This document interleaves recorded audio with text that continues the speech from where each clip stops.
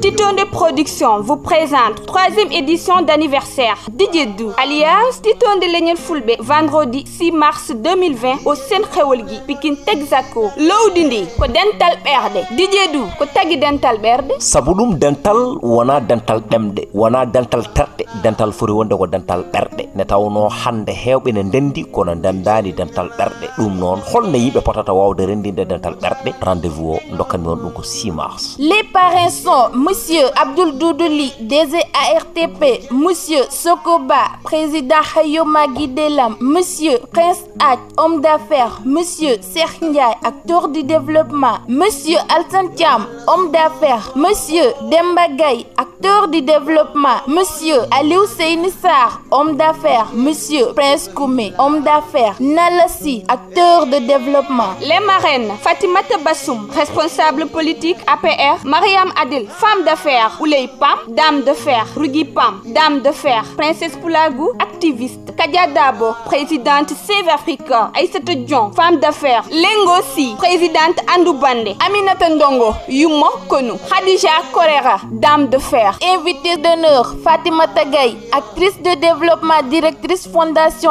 internationale Union pour l'émergence du Fouta, Monsieur Mohamed Bachir, maire de Dodel, Madame Aramli, honorable député Assemblée nationale, Baba Mal, Mansour Sek, Korkasso, Debo Mokeidi. Les artistes invités sont Ousmane Gangi, Demba Gissé, Awa Sek, Paco Legnol, Abdou Kamara, Kandialo Welma, Ibrahima Dieye Pekan, Pochetido, Mansour Thiam, Jim Ar, Malik Gallo, Djibi Boli, Mal Pulo, Kumba Gaye Tamba, troupe théâtrale Djewo et Gardu Goliere So. Didjedou hol nalanki jogordo yubbinde jammo o nalanki jogordo yubbinde jammo o ko groupe Ouda Djoura et Gardogol lip vocal Seik Oumarli Dilizitori.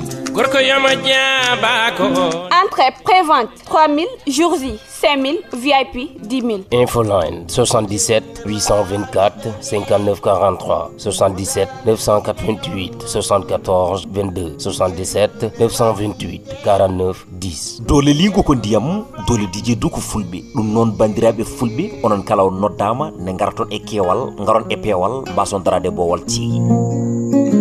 yo alla su bobo